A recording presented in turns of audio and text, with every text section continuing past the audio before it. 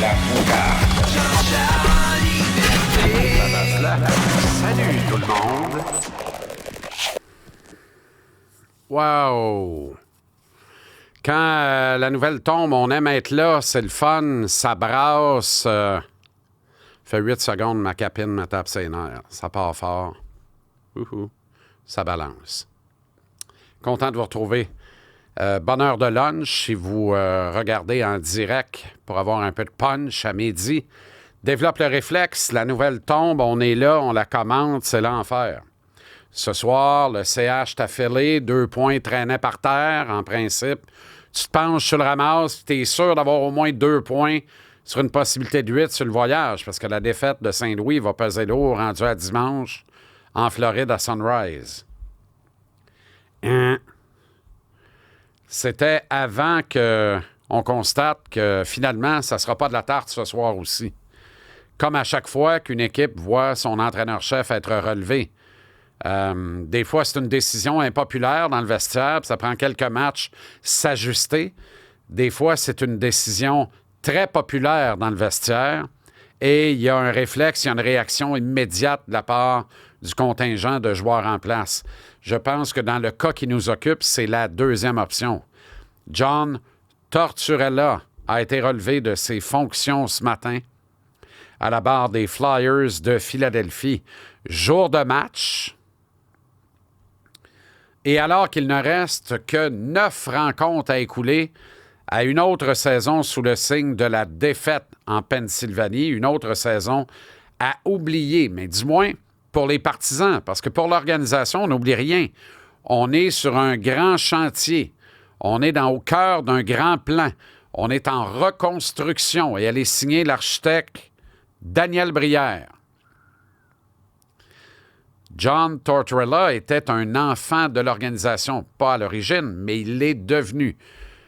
Un enfant chéri des propriétaires des Flyers. Daniel se place un peu le dos au mur avec cette décision-là, mais il se devait de la prendre, cette décision-là, et il se devait de l'assumer. Maintenant, est-ce que c'était le bon moment de le faire? Il faut toujours lire entre les lignes d'une décision lorsqu'elle est prise dans une organisation de sport ou autre de la sorte. Qu'est-ce qu'on veut dire exactement par cette décision-là? Moi, je pense que ceci confirme cela.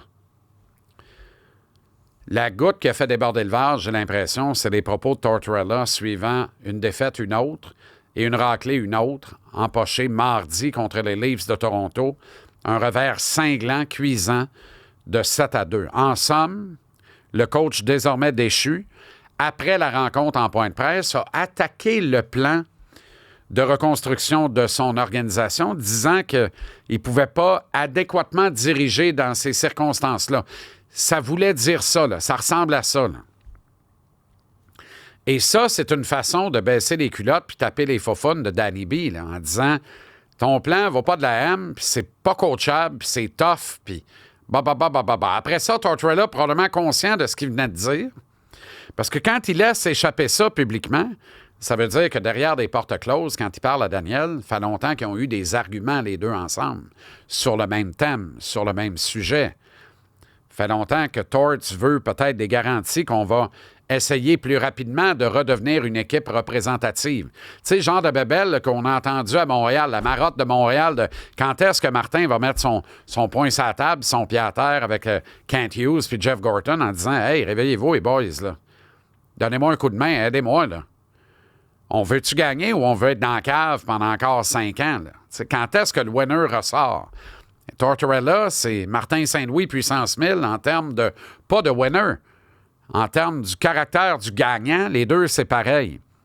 Mais dans l'approche, c'est très différent. Tortorella, avec tous ses états de service,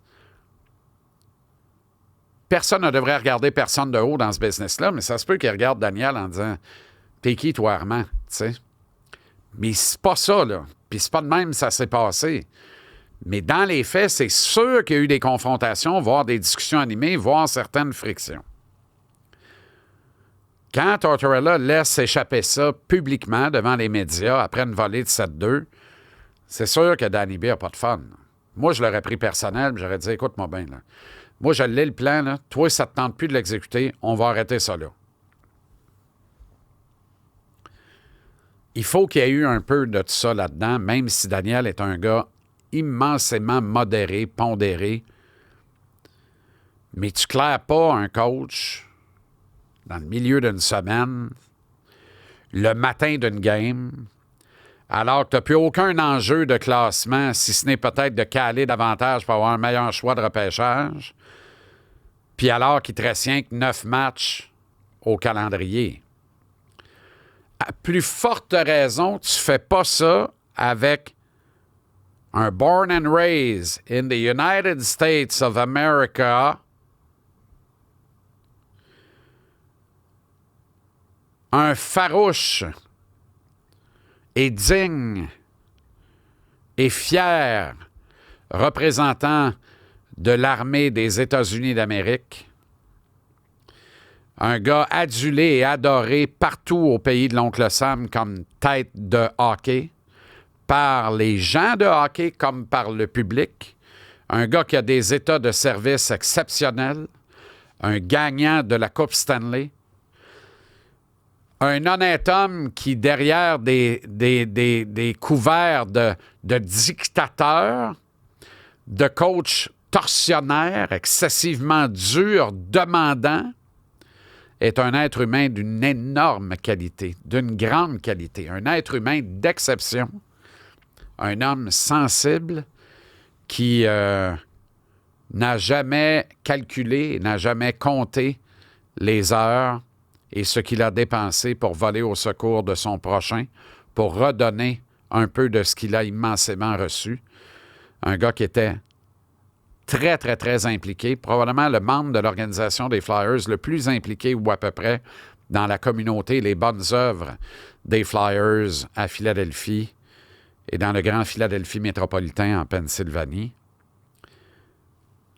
Ça, là, c'est le vrai portrait de John Tortorella. Fait que comment tu prends un vrai portrait comme ça, puis tu claires le gars le matin d'un match, alors qu'il reste 9 matchs à la saison, qu'il n'y a plus rien à gagner. S'il y avait un enjeu de dire on en gagne 6 sur 9, on fait les playoffs, je fais un changement, je ne le sens pas. Logique. Il n'y a aucune logique derrière ça. Ce qui veut dire qu'il ne s'agit pas ici d'un divorce de gré à gré. Ce qui confirme hors de tout doute raisonnable qu'on n'est pas en présence ici d'un divorce à l'amiable. On est en présence d'un coup de jarnac fait à un gars immensément respecté par Daniel Brière. C'est pour ça que je vous dis que Danny B se met un peu le dos au mur avec ça, parce que la famille Snyder fait de l'adoration de John Tortorella. Et il a fallu que la famille Snyder approuve le choix de Daniel Brière, quitte à lui dire « Tu joues ta job avec ça.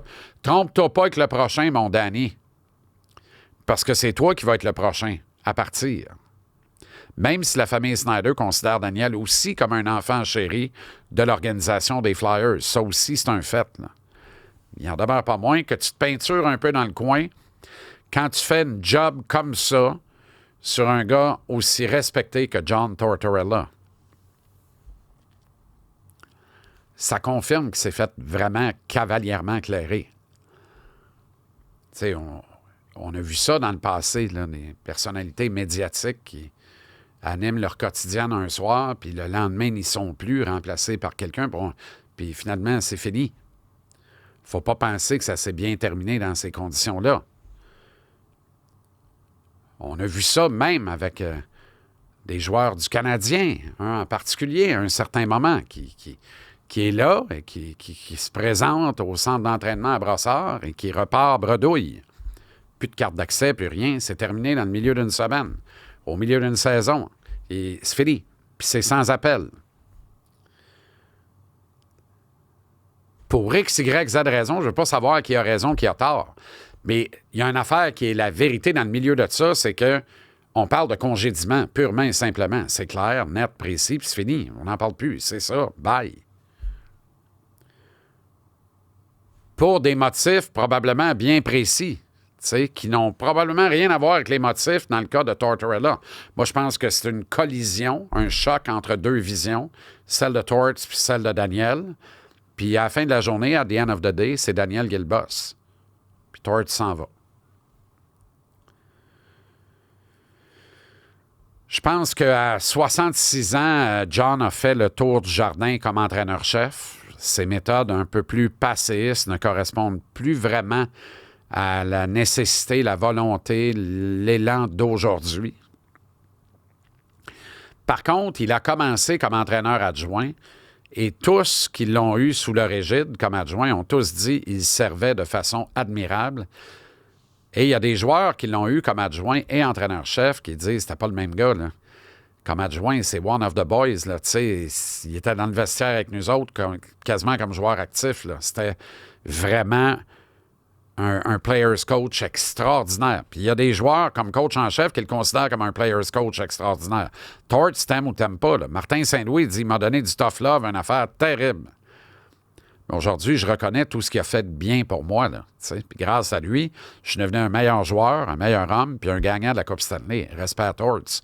Puis ils sont un paquet à dire ça. Pas sûr qu'André Roy dirait le même discours. Il y en a que ça ne marche pas. Ça, c'est pareil pour tous les coachs, pareil dans toutes les sphères de la société. Des fois, ça clique, des fois, ça clique pas. Tout ça pour dire que sur l'ensemble de l'œuvre, je pense qu'il a fait le tour du jardin comme entraîneur-chef. C'est un gars qui peut recevoir de glorieuses offres là, de réseaux américains pour joindre des boards d'analyse de matchs de la LNH demain matin. Là. Mais si ça y tente de continuer un petit peu, là, mettons que ça y tente de continuer un petit peu, là, regarde-moi sans rire et dis-moi que ça ne ferait pas un adjoint extraordinaire pour où veut aller le Canadien dans l'étape suivante, un adjoint extraordinaire pour un de ses enfants spirituels, Martin Saint-Louis. Martin qui est farouche, hein, qui est toujours un peu sauvage, un peu nerveux, qui ne veut pas laisser rentrer n'importe qui dans son entourage. Le Canadien travaille à 3 derrière le banc de la Ligue nationale. La moyenne, c'est on travaille à 4. Mais tu vas me dire, la moyenne de la Ligue nationale, les clubs ont 23 joueurs avec l'équipe première. Le Canadien en a eu 21 toute l'année ou à peu près. C'est vrai. Toutes des petites économies de bout de chandelle de calvados. Comme peut-être de jeter à la porte 160 distingués employés, hôtesses et hôtes des loges du Centre Bell. Ça, c'était inélégant. Je n'ai jamais parlé avant matin, là. Mais tabaslac, tu sais, j'en suis à 3 témoignages de gens en pleurs, en peine. Là. C'est du bon monde, là. Du très bon monde, là. Honnêtement, celle-là, je la comprends pas, là, mais en tout cas, parenthèse, tu sais. Mais je les regarde, là, puis j'ai l'impression qu'on essaye de faire des économies de bout de chandelle à gauche, à droite, partout. On le sait, là, avec un plafond salarial à 120 payant US puis des revenus en canadien, même pour le Montreal Canadian Club, ça va être compliqué de faire une pièce d'ici 5-6 ans dans la Ligue nationale. Ils vont en faire, là. Ils vont trouver le moyen d'en faire, là. Mais, me dire en affaire, revenu moindrement moyen, ne pourra même plus te payer un ticket dans le poulailler en l'air, là. Ça va être l'enfer, là. On s'en va vers ça. Ça nous prend au bout du nez, la guerre des tarifs, blablabla. Ça ne sert pas à ça, ce podcast-là. Je ne veux même pas aller là, on va tous devenir fous. Puis on traversera le pont rendu à Rivière. Sur le fond, pour passer à l'étape suivante, on a tant parlé d'un coach d'expérience qui a connu toutes les situations pour appuyer Martin Saint-Louis. Puis on a tant dit, considérant le profil de Martin, il faudrait qu'il soit en confiance en joie le vert. Martin a pris son millage, il a pris son métier. Il est maintenant assez fort, je pense, pour rentrer quelqu'un d'aussi fort que lui comme adjoint ou entraîneur-chef associé derrière le banc. Et nommez-le John Tortorella. Je pense que pour le Canadien, ce serait une acquisition de premier ordre. Pas là, là.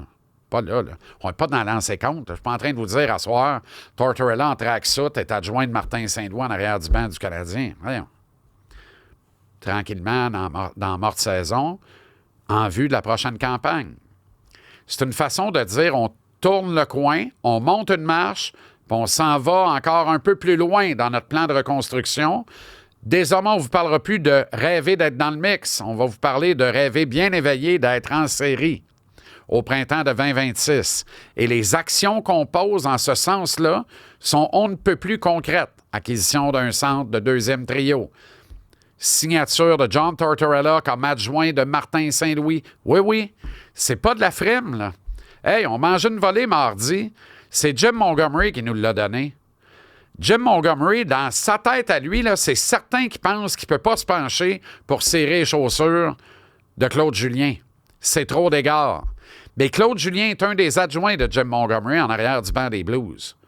Pourquoi John Tortorella, ami personnel, intime, père spirituel, mentor, gagnant de la Coupe Stanley comme entraîneur-chef avec Martin Saint-Louis, comme leader et chef de file sur la glace, ne pourrait-il pas devenir un de ses adjoints en arrière du banc?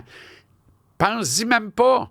Ta première réaction, si c'est « il est fou », on n'est pas fait pour s'entendre. Puis si tu as besoin d'y penser pour dire « hey, c'est pas fou, viens-t'en, on va jaser », on est fait pour s'entendre. Ça crève les yeux pour ma part. Autant que ça me crève les yeux qu'à soir, là, on est dans la marde. Le Canadien est dans la marde. Parce que ce soir, Sean Couturier, Matvei Michkov, assurément, puis n'importe lequel des deux goalers, le fait goal-in demi-game chaque, d'après moi, ils vont les arrêter. Pas de stock, pas de slip coquille. Ah ouais, le slap shot, mais l'arrêter à puck. N'importe lequel des deux goalers des Flyers, Sean Couturier, Matvei Michkov, et une forte majorité du reste des joueurs de ce vestiaire-là, ils vont avoir l'une des deux réactions possibles quand un coach perd sa job, c'est-à-dire celle de passer le message que sont contents en jouant le vert, en sortant une performance inspirée et inspirante. Les Flyers vont nous jouer une game de tous les diables ce soir. No joke. On est en guerre, pour vrai. On est dans le trouble, pour vrai. Ça va être très, très, très compliqué ce soir. Très, très, très compliqué parce que Couturier en tête, Michkov, les goalers vont vouloir dire « Merci, Daniel. Merci, Danny B. » Parce que Danny B n'a pas pris cette décision-là tout seul. Là. Il s'est concerté. Il y a eu la bénédiction des Snyder.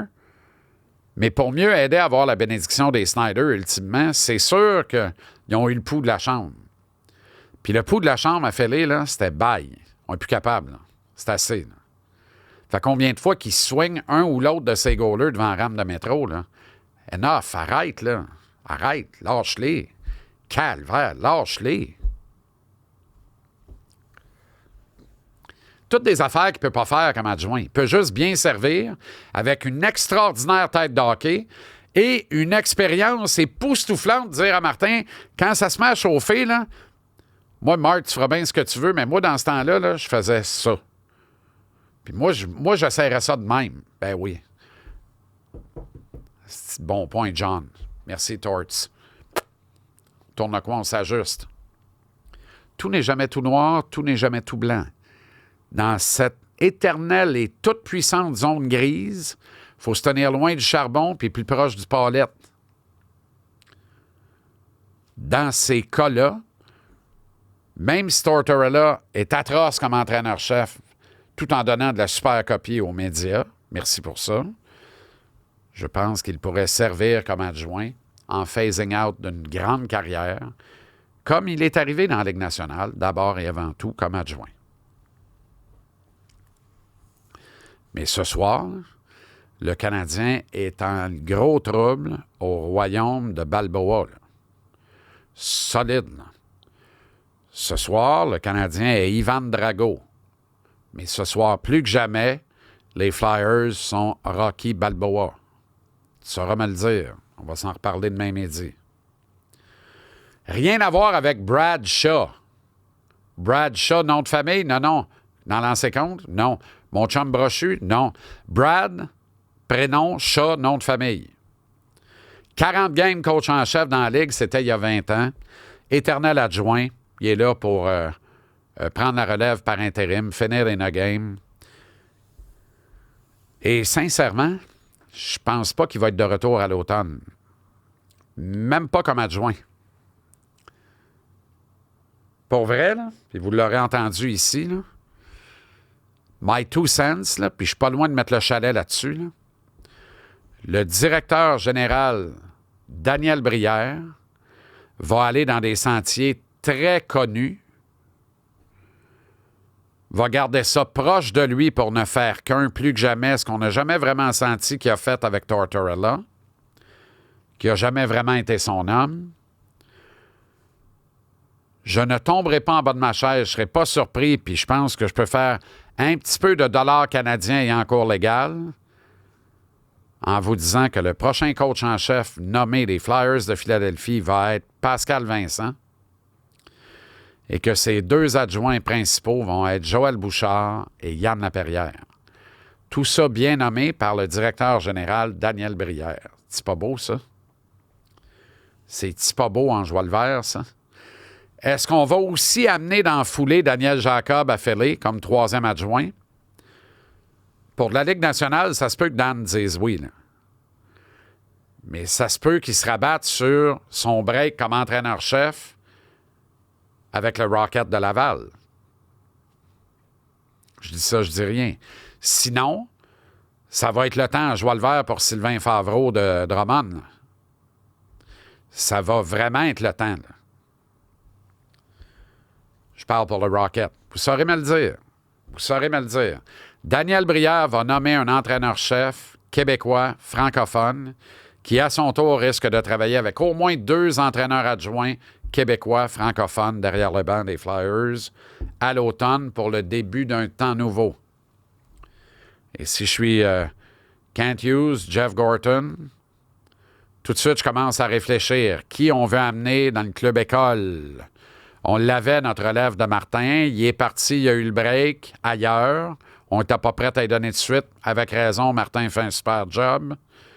Qui on veut monter, qu'on veut placer là dans le but de le monter pour que si jamais Martin décide de quitter, parce que c'est Martin qui va choisir le moment de partir et non pas le Canadien, je continue de penser ça, on veut en avoir un de prêt à Laval, à tout moment, puis un bon. Who's next? Sylvain Favreau? Daniel Jacob? Yannick Jean? Vas-tu être rendu là, Yann? Peut-être. À voir.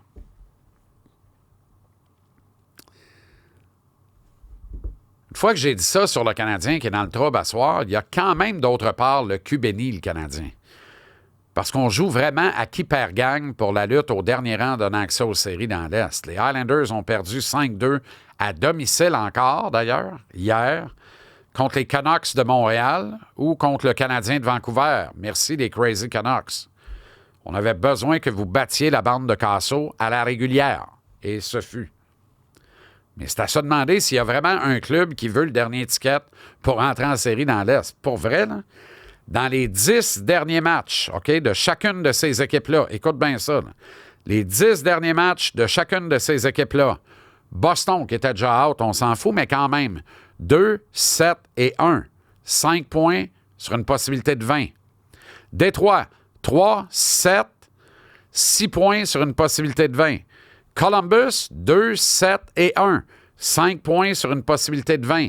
Les Rangers, 3, 6 et 1. 7 points sur une possibilité de 20. Puis les 2 seuls clubs qui jouent 500 ou mieux, les Highlanders, mais à 4, 3, 3, donc 4 et 6 dans le fond. 4 victoires, 6 défaites, mais 11 points sur une possibilité de 20. Et le Canadien, 4, 2, 4, donc 4 victoires, 6 défaites dans le fond aussi. 12 points sur une possibilité de 20. Il n'y a aucun de ces clubs-là qui a gagné un match sur 2 dans les 10 derniers. Qui veut entrer en série? Qui le veut, ce dernier rang-là? Mais ça confirme les positions, là. Tu sais, je vous ai dit 11 points Columbus, 12 le Canadien.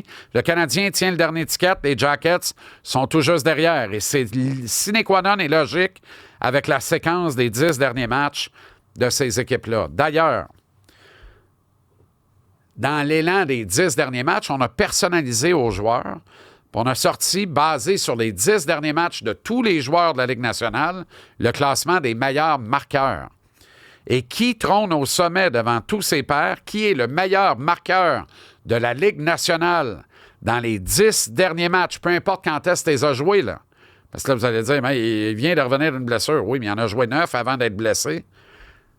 C'est Sean Monahan, qui, dans les 10 derniers matchs, a 18 points. C'est un de mieux que Matthew Tkachuk et Roope Hintz, puis 2 de mieux qu'un certain Connor McDavid puis un certain Jack Eichel.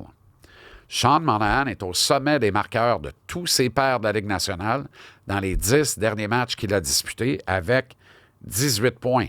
Il vient de revenir d'une blessure, Monet, puis il vient d'amasser 2 passes. Incidemment, regarde donc, les Jackets ont battu les Highlanders. Dans la controverse, c'est vrai, mais au final, ils ont ramassé 2 points, puis lui tout. Résultat de 2 mentions d'assistance. dans cette cruciale victoire des Jackets. Vous vous rappelez, là, on faisait la Stats à Montréal, l'affiche du Canadien avec et sans Sean Monahan. C'était décapant de véracité. Ça nous hurlait d'en face. Et les Jackets, là, ils doivent leur présence où ils sont là, au cœur du mix, à l'excellence du travail de Monahan dans les matchs qu'il a disputés, parce qu'il en a manqué 28. C'est pas rien, 28. Là. C'est plus qu'un tiers de saison, en fait. Morale de l'histoire, cette année, là, si Monahan reste en santé, ce qui est toujours le principal enjeu dans son cas, j'en conviens, mais s'il reste en santé plutôt qu'avoir manqué 28 matchs à ce jour, Columbus serait en série actuellement et probablement même en avant des Sénateurs d'Ottawa. En fait, je pense qu'il serait nez à nez et peut-être un point en avant des Devils du New Jersey, ce qui leur conférait le 3e rang de la section métropolitaine. Je le crois. C'est rien de moins tant qu'à moi. Puis là, on ramène ça à la mousse qu'on a dans notre propre nombril. Parce que l'autre morale de l'histoire, puis vous me voyez venir là, comme un dirou d'un carré de sable ou un rhinocéros d'un musée de cristal, si le Canadien avait conservé les services de Sean Monahan, ce qui était d'ailleurs le désir profond de Monahan en première instance, contrairement à ce qu'on dit, c'est facile de dire qu'il ne voulait pas jouer ici, anyway, là. Une bonne offre de contrat, puis il serait resté ici. Il aimait le beurre de pinot. Vous vous rappelez de ça? Là? On fait un pause, il mange le beurre de pinot de Montréal, il est content, il aime ça. Let's go. On a du beurre de pinot, mais on va te donner des bidous avec ça. Il n'y a pas de problème. Si tu marches aux cacahuètes, là, check-nous bien aller. On va t'en livrer des trocs de cacahuètes. Si le Canadien avait conservé les services de Sean Monahan, peut-être qu'on aurait moins exécuté le plan, mais cette année, on serait big time en série. Puis on serait big time au moment où on se parle en avant des Sénateurs d'Ottawa.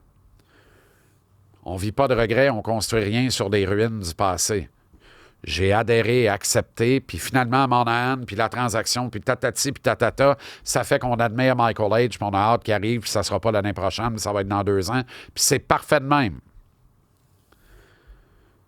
Mais Sean Monahan demeure un élément très important dans un club de hockey, une valeur de leadership et d'engagement qui sont essentielles à une réussite éventuelle, indépendamment de sa fragilité qui est bien involontaire, parce que c'est pas un gars frileux, c'est pas un gars peureux, c'est un gars fragile, physiquement, mais pas mentalement. Le March Madness de la NCAA, tournoi de basketball masculin, se poursuit. Do or die pour le logo sur ton chandail. C'est extraordinaire. 64 clubs après le First Four, donc 72 résulte en 64. 68 résulte en 64, puis là, ça part. Tu gagnes, t'avances. Tu perds, ta saison est finie.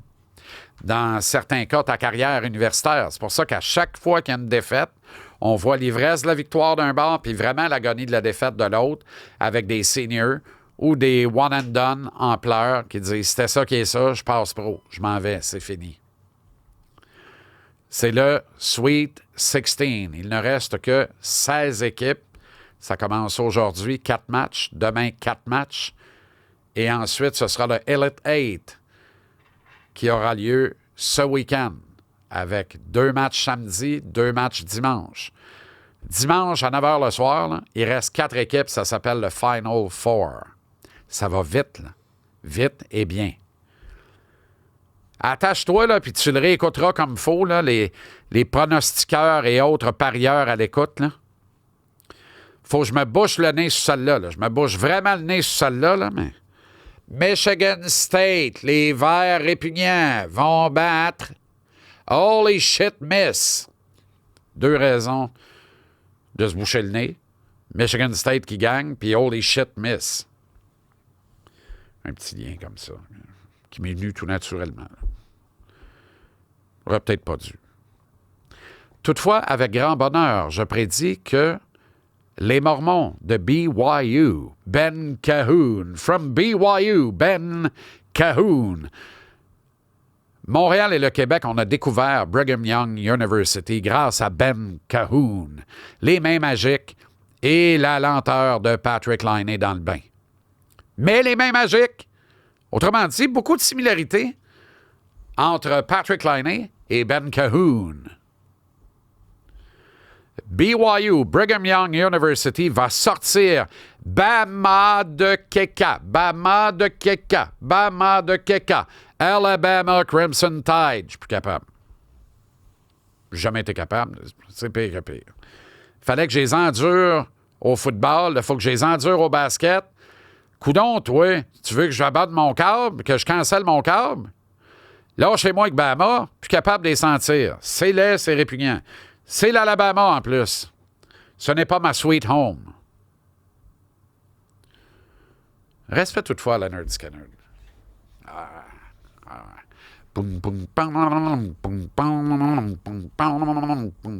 Ça se gâte sur le court puis sur le terrain de football. Ça se gâte. BYU va sortir Bama. Arkansas, les Razorbacks de l'Arkansas. Soufflé littéralement, survolté par un gain improbable contre St. John, l'Université de New York et son Papa St. John Pizza, l'italien caractéristique, l'espèce de Al Pacino des très très pauvres, coach St. John. St. John a erré cavalièrement et lamentablement s'est effondré devant l'Arkansas, qui devient probablement la belle histoire de la patente. Au nombre des belles histoires de la patente. Arkansas va continuer d'avancer, ils vont sortir Texas Tech dans le Sweet 16. C'est un upset. Les Blue Devils de Duke et les Alligators de la Floride vont avancer allègrement, pas vers le Elite 8, vers le Final Four. Eux autres, là, je te dis tout de suite que ça gagne aujourd'hui puis demain, puis ça gagne samedi puis dimanche. Fait que Duke puis la Floride, là, tu vas voir ça probablement au Final Four dans 2 semaines. Pas probablement, ça va arriver. Mais Wolverines du Michigan vont charrier Solidex. Que j'aime cette belle petite équipe posée, balancée de no-name de Calvas, puis roule ta boule, Rita Raoul. Michigan va charrier Solidex, les Auburn Tigers, avant de perdre en prolongation. Tu l'as reçu ici. Auburn va avancer, non sans peine, en battant Michigan, de peine et de misère en prolongation. Mais le upset des upsets, celui que personne n'attend à part moi, Purdue, université qui a vu grandir Drew Brees, on les appelait Purdue au football, dans une des rares saisons intéressantes de ce programme de football-là, Purdue va sortir, qui l'eût cru, Houston, we have a problem.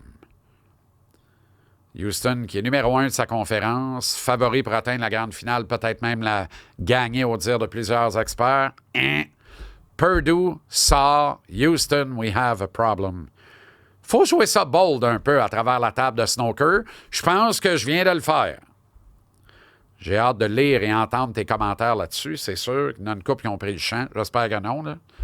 Et si c'est oui, c'est au sens figuré, non pas au sens propre. Merci infiniment d'être là, de plus en plus nombreux, nombreuses. Ça me va direct dans le cœur. Vous êtes là de plus en plus nombreux, nombreuses à midi pile, comme dans un réflexe de c'est une heure de lunch qui a du punch. J'ai reçu des textos ce matin. J'ai hâte à midi. Je veux t'entendre sur Tortorella. Merci d'avoir écouté l'épisode. Merci de continuer de liker, de partager, de commenter. Il faut que la famille continue de grandir. Elle le fait très bien. Ça nous va dans le cœur. On a un abonnement disponible gratuitement sur notre chaîne YouTube. Même chose, abonnement disponible gratuitement sur notre chaîne Spotify. Le plus clair de nos contenus, soit l'épisode Jean-Charles en liberté, est livré pour toi gratuitement sur YouTube et Spotify. Dans ton moteur de recherche, tape Jean-Charles en liberté ou entre dans le sanctuaire. Rejoins-moi et le reste de la belle équipe dans le vestiaire. Deviens joueur régulier, adjoint au capitaine ou capitaine, dépendant du forfait que tu veux bien obtenir. Et ça se trouve sur Patreon pour des contenus exclusifs, toutes sortes de petites affaires à gagner, à participer, puis des beaux parties. Ça va être vraiment le fun pour la suite des choses. Merci à la remarquable gang de l'Association des concessionnaires Ford du Québec. Vous n'êtes pas sans savoir qu'il y a énormément d'incertitudes. Alors, j'aime à le répéter, là. 84 concessionnaires Ford au Québec font travailler des centaines de familles chacune, donc des milliers de Québécois, Québécoises.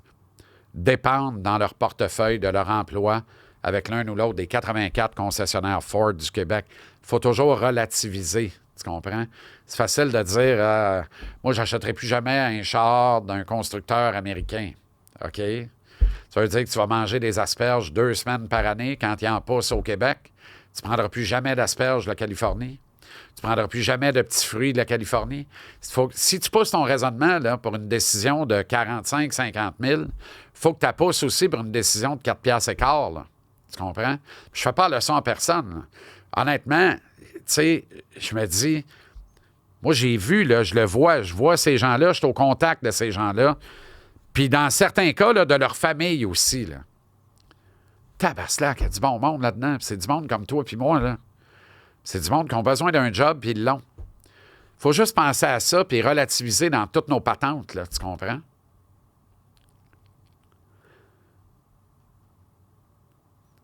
Continuer de te fidéliser à ton F-150, ton F-350, dans mon cas, mon Bronco, Badlands, sport, tout équipé 2025, il est beau, black undercover.